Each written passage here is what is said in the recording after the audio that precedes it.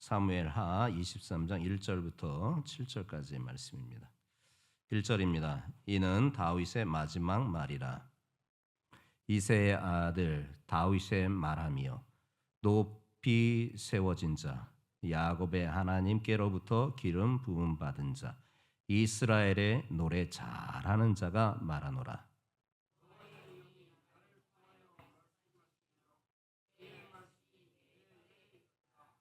이스라엘의 하나님이 말씀하시며 이스라엘의 반석이 내게 이르시기를 사람을 공의로 다스리는 자 하나님을 경외함으로 다스리는 자여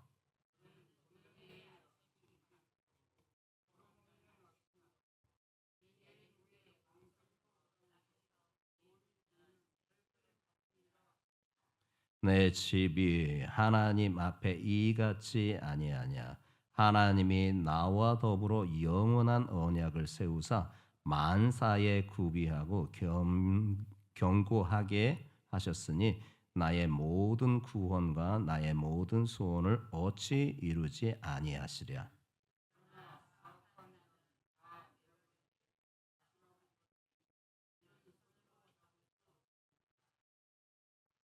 그것들을 만지는 자는 철과 창자루를 가져야 하리니 그것들이 당장에 불살리리로다 하니라.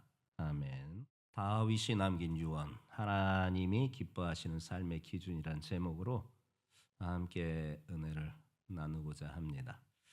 오늘 본문은요, 다윗의 마지막 유언을 기록한 말씀입니다. 사람이 인생의 마지막 순간에 가장 중요한 말을 남기잖아요. 죽음을 앞두고요, 불필요한 말을 하는 사람이 없어요. 또한 가벼운 농담을 하는 사람도 없고요. 오직 가장 가치 있고 또한 본질적인 것만 말하는 것이 바로 유언 아니겠습니까?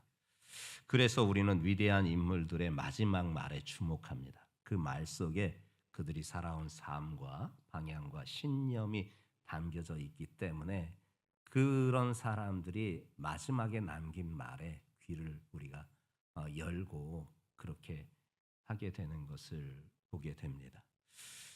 이스라엘의 위대한 왕 다윗도 마지막 순간이 찾아오게 되었습니다. 참 아쉬움이 있을 것입니다. 남겨지게 될 백성들, 가족들에게는 참 아쉬움이 있을 것이겠지만 누구나 한 번은 가야 하는 길이기에 위대한 삶을 살았던 사람도 그 길에선 벗어날 수 없기에 다윗도 이제는 그 마지막 순간을 맞이하게 되었습니다. 그리고 그가 유언을 남깁니다. 그는 하나님의 마음에 합한 자라고 불려졌고 수많은 전쟁에서 승리한 용사였고 이스라엘을 가장 강성한 나라로 세운 지도자이었잖아요. 그런 그가 죽음을 앞두고 남긴 마지막 말은 그의 업적이나 어떤 승리에 대한 이야기를 하지 않습니다. 그는 무엇을 말하느냐? 자신을 지금까지 돌보시고 자신의 인생을 이끌어 주신 그 하나님의 은혜를 이야기하며 마지막 순간에서도 그분을 찬양하는 모습을 우리에게 보여주고 있고 더불어서 신앙의 후대들에게 신앙의 기준을 제시하면서 내가 걸어왔던 길처럼 너희들이 그런 길을 걸어 하나님의 영광이 되게끔 그와 같은 삶을 살기를 바라고 있음을 보게 됩니다. 오늘 우리가 이 다윗의 마지막 유언을 통해서 하나님이 기뻐하시는 삶의 기준이 무엇인가를 묵상하려고 합니다. 먼저는 무엇이냐? 늘 하나님을 인식하는 삶, 의식하는 삶이 기준이 있어야 된다라는 거예요. 다윗은요, 자신의 마지막 말에 먼저 자신이 누구인지를 소개하고 있는 바를 우리가 보게 됩니다. 1절 말씀을 함께 다시금 확인해 보겠습니다. 자신이 누구인지를 소개합니다. 시작.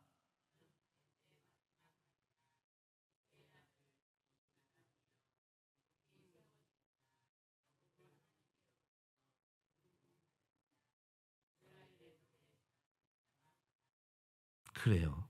다윗은요, 자신을 높이 세워진 자, 그리고 기름 부음을 받은 자, 이스라엘의 노래 잘하는 자라고 그렇게 소개하고 있잖아요. 근데 여러분 눈여겨 보셨어요?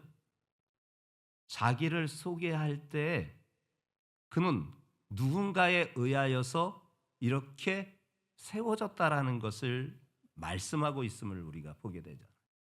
높이 세워진 자, 그러니까 누가 세웠다라는 것이지요. 또한 기름 부음을 받은 자, 누가 기름을 부었다라는 것이지요. 그리고 이스라엘에서 노래 잘하는 자, 얼마나 많은 찬송을 그가 남기고 많은 악기들을 만들어서 하나님을 찬양했습니까? 그가 자기의 인생을 돌아보면서 다른 세상의 왕들처럼 스스로의 어떤 힘과 능력과 어떤 그 선친에 따라서 그렇게 왕이 된 것을 자랑하는 것이 아니라 전적으로 그는 자신을 세워진 자가 계시고 자신에게 기름 부어 주신 자가 계시고 자신은 그분을 찬양하는 삶으로 살았다라는 것을 이렇게 밝혀주시고 있는 것이에요. 그게 자신이 누구인가를 지금 이렇게 말해주고 있어요. 다윗은 철저하게 자신의 자리와 역할이 하나님이 주신 것임을 그것을 인정하고 있는 것이에요.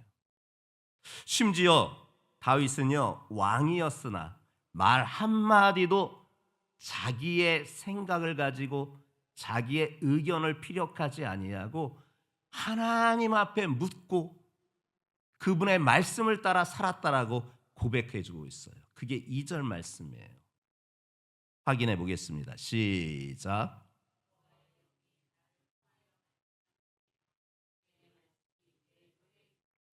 다윗의 삶은요 결정적인 순간마다 그는 하나님 앞에 묻고 그분의 인도하심을 구했던 모습을 우리가 떠올리게 됩니다. 사울을 피해 도망갔을 때에도 그랬고요. 블레셋과의 전쟁을 앞두고도 그랬고요. 또한 그렇게 사랑하는 아들 압살롬이 반란을 일으켜 아버지를 끌어내리고 그렇게 하는 수 없이 도망자의 신세로 다시 전락했을 때도 그렇고요. 또한 그가 정말 인생에 있어서 최고로 소망하였던 성전 건축에 대한 그 열정이 있음에도 불구하고 그 일을 하나님 앞에 물었던 그의 인생의 모습은 늘 자신의 의지로 결정하는 것이 아니라 하나님의 말씀을 따라서 그의 인생의 방향을 결정하는데 그가 삶을 들였던 것을 보게 되는 거예요. 그래서 어떤 중요한 결정을 할 때 그는 늘 하나님 앞에 묻고 하나님의 인도하심을 받았던 바로 철저하게 하나님을 의식하고 철저하게 하나님을 인정하고 그렇게 살았던 삶인 거예요. 이것은 그의 평생에 붙잡았던 바로 신앙의 태도였던 거예요. 성도들이여 우리의 삶도 이와 같아야 되지 않겠습니까? 그가 마지막 유언으로 남겨준 이 1, 2절 말씀을 통해서 나는 하나님을 인정하고 그분을 늘 의식하는 삶으로 내 인생을 걸어왔다라고 회고하는 그의 말이 그의 믿음의 선배로 두고 후배로 살아가고 있는 우리에게도 크나큰 경종을 울리고 있는 것 아니겠습니까? 우리가 하나님을 의식하고 살아가야 하는데도 우리의 삶 속에서 하나님을 의식하고 하나님을 인정하는 삶보다는 내 의지와 내 뜻대로 살아가고 주변의 여론에 따라서 움직이고 등등 그렇게 우리가 살아가고 있는데 과연 정말 내가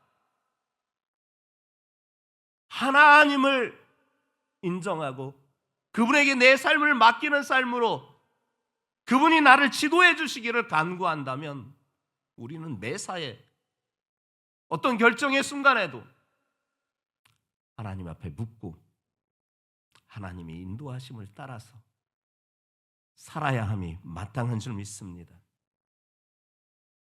하나님을 의식하는 삶의 마음을 가지고 살아갈 때 우리의 삶은 다른 방향으로 나아가게 되어 있는 거예요. 인생의 수많은 결정 가운데 내가 결정을 하다든가 사람들의 권면에 의하여 결정을 하였을 때 늘 깨닫게 되는 것은 실패라는 것이죠. 실수라는 것이죠. 그러나 조금 더디어도 그렇게 느껴져도 하나님 앞에 묻고 하나님 어떻게 해야 합니까? 하나님 어떻게 가야 합니까?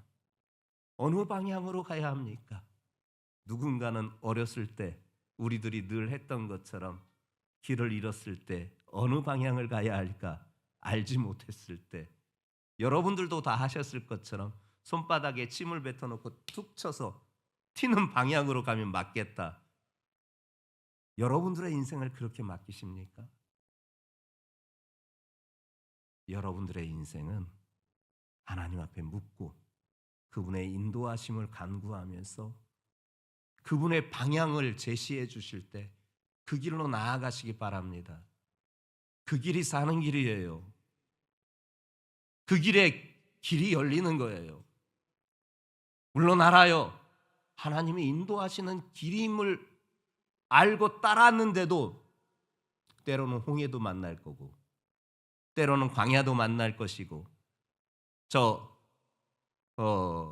아말렉도 만날 것이고 등등 여러 가지 장애물도 분명히 놓여 있어요. 아예 그런 것이 없다고 여러분들에게 장담드릴 수 없어요. 그럼에도 불구하고 그분이 인도하시는 길이면 우리에게 반드시 선한 길이시다. 이것을 인정하고 그 길로 믿음으로 나아가는 거예요. 그러면 그 믿음에 하나님께서 홍해의 길을 내시고 광야에서는 낮에는 구름 기둥과 밤에는 불 기둥으로 지켜주시고 양식 떨어지지 않게 하늘의 신령한 떡인 만나로 새벽마다 새벽 이슬과 같은 은혜를 공급하여 주시는 줄 믿습니다. 이것이 바로 하나님을 인정하고 하나님을 의식하는 삶이 다윗이 고백이었고 우리들의 삶의 고백이 되어야 할 줄 믿습니다. 더불어 말해주고 있는 것이 공의와 하나님을 경외하는 것이 삶의 기준이 되어야 된다. 그렇게 말해주고 있어요. 다윗은 하나님이 기름 부음 받은 왕으로서 단순히 강한 나라를 세운 것이 아니라 그 나라를 어떻게 다스렸느냐? 공의와 하나님을 경외함을 따라서 그 나라를 섬겼다라고 그렇게 말해주고 있습니다. 3절과 4절에 공의로 다스리는 자, 하나님을 경외함으로 다스리는 자가 어떻게 되었는지 자신의 삶을 간증하고 있음을 우리가 보게 됩니다. 3절과 4절 말씀입니다. 시작.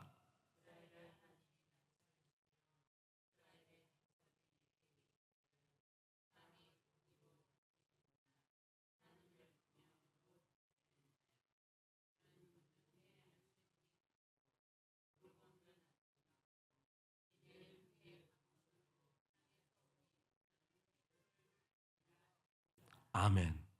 이거는요 자신의 삶의 증거가 있지 아니하면 이런 간증을 할 수가 없어요. 사람을 공의로 다스리는 자, 하나님을 경외함으로 다스리는 자가 어떠한 결과가 나타났느냐? 그는 돋는 해의 아침 빛 같고 구름 없는 아침 같고 비 내린 후에 광선으로 땅에서 돋는 새 풀 같다. 여러분, 이 복된 삶을 다윗은 살아왔다고 그렇게 간증하고 있어요. 그렇다면 그가 이렇게 이야기하는 것은 우리들에게도 이 같은 삶을 살아야 이 같은 복된 삶이 이루어진다라는 것을 간증한 거잖아요. 공의로 살아야 됩니다. 하나님의 공의로 살아야 하는 것입니다. 그리고 하나님을 경외하는 삶으로 살아야 되는 것입니다. 아모스 5장 24절에 우리가 잘 아는 말씀을 하고 있습니다. 오직 정의를 물같이 공의를 마르지 않는 강같이 흐르게 할지어다. 우리의 삶의 정의가, 하나님의 정의가, 하나님의 공의가 물같이 마르지 않는 강같이 흐르게 해야 되는 거예요.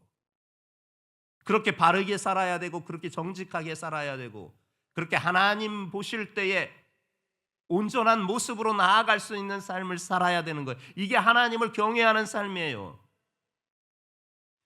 거짓과 타협하면 안 되는 거예요. 하나님 앞에 바른 모습으로 살아가야 되는 거예요. 죽이려고 하는, 용서하지 못하는 그런 마음이 아니라 자비와 긍휼로, 용서의 마음으로 그렇게 삶을 이루어 가야 되는 거예요. 그리고 하나님의 뜻이 가장 우리의 삶의 우선됨을 그렇게 인정하는 삶으로, 내 생각이 아니라 하나님의 말씀을 기준하여서 우리가 행동할 때, 그것이 바로 하나님의 공의가 쓰는 것이고, 그것이 바로 하나님을 경외하는 삶인 거예요. 그렇게 하나님을 경외하는 삶이, 그는 어떻게 되느냐? 돋는 해의 아침빛 같을 것입니다. 구름 없는 아침 같을 것입니다. 비 내린 후에 광선으로 땅에서 우미 돋는 샛불 같을 것입니다. 이 같은 복이 우리 성도들에게 동일하게 임하시는 성도들 되시기를 예수님의 이름으로 축복합니다. 하나님의 공의로 삽시다. 하나님을 경외하는 삶으로 삽시다. 그러면 이 같은 복이, 이가 경험했던 간증이 우리의 간증이 되어질 줄 믿습니다. 마지막 말씀하고 있는 것은 하나님의 언약이 우리의 삶의 기준이 되어야 된다라는 거예요. 다윗은요, 자신의 인생을 돌아보면서 가장 확신했던 것 한 가지를 고백합니다. 그게 무엇이냐? 하나님과의 언약입니다. 5절 말씀이 그 말씀을 소개하고 있습니다. 함께 합독해 보겠습니다. 시작.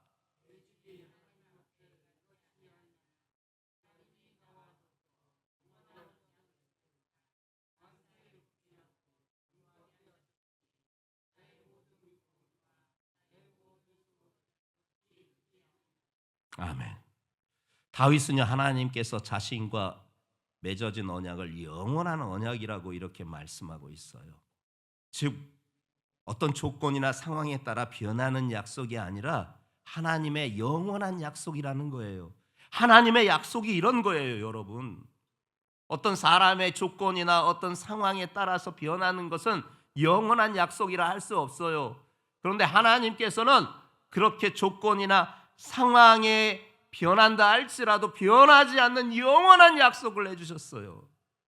다윗을 보세요. 실수가 없는 사람이 아니었습니다. 그도 실수가 있었고, 때론 연약해서 상대 정적들을 향해서 욕을 해가면서 심지어 무지막지하게 저주를 퍼붓기도 합니다.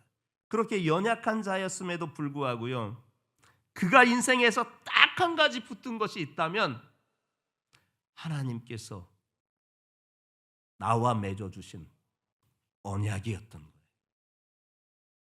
사무엘하 7장 16절에 그 언약의 내용을 말해주고 있어요. 네 왕위가 영원히 견고하리라. 이 언약 하나 붙은 거예요. 그의 일생에. 하나님께서 내 왕위를 영원히 견고케 해주리라. 이 약속, 이 언약 하나 붙들고 인생을 살아왔던 거예요. 그리고 그 약속을 신실하신 내 하나님 아버지는 지켜주셨습니다. 그의 왕위가 끊이지 않았고, 그리고 만왕의 왕이요 만주의 주가 되신 우리 구주 예수 그리스도를 그의 후손으로 나게 하셔서 이 영원한 약속을 지켜주신 신실하신 하나님이신 줄 믿습니다. 저는 그 신실하신 하나님을 믿습니다. 여러분들에게도, 우리 성도들에게도 하나님은 영원한 약속을 해주신 줄 믿습니다. 그 약속은 변하지 않습니다. 그분이 신실하시기에 비록 우리는 실수가 있어도 또한 우리는 연약해도 그분의 약속은 영원히 변하지 않는 줄 믿습니다. 결국 그 언약을 붙드는 자가 승리하는 것입니다. 다윗의 인생에 수많은 위기를 경험했습니다. 사울 왕이 핍박 속에서도 또한 그렇게 사랑하는 아들 압살롬이 그렇게 반역을 했어도 심지어 자신의 죄로 인해 징계를 받을 때에도 그가 하나 붙들고 있었던 것은 무엇인가? 네 왕위가 영원히 견고하리라. 이 언약의 약속 하나 붙든 것이고 그 언약의 하나를 믿음으로 붙들고 버텼던 것입니다. 그리고 마침내 승리했습니다. 여러분, 우리에게도 마찬가지인 줄 믿습니다. 세상에 어려움이 왜 없습니까? 시험이 왜 없습니까? 여러 가지 형태의 어려움도 마주돼야 하고 그래서 고통하는 때도 있기는 하나 잊지 마십시오. 하나님은 여러분들에게 영원한 축복의 언약을 세우신 줄 믿습니다. 가나안 땅으로 반드시 인도하여 주실 줄 믿습니다. 데살로니가 전서 5장 24절에 이같이 말씀하십니다. 너희를 부르시는 이는 미쁘시니 그가 또한 이루시리라. 우리의 힘으로는 이루지 못하는 것 그분께서 이루어 주실 줄 믿습니다. 성도들이여, 하나님의 언약은 변하지 않습니다. 그 언약을 끝까지 붙드는 자는 반드시 승리할 줄 믿습니다. 우리는 예수 그리스도를 통해 새 언약의 백성이 되었고 하나님께서는 우리의 구원을 끝까지 이루어 주시는 것을 여러분들 확신하시기 바랍니다. 다윗이 마지막까지 붙잡았던 그 언약의 하나님, 그 언약의 하나님, 그 신실하신 내 아버지, 오늘도 그분을 신뢰하고 그분을 굳건히 붙잡는 우리 성도들 되시기를 예수님의 이름으로 축복합니다.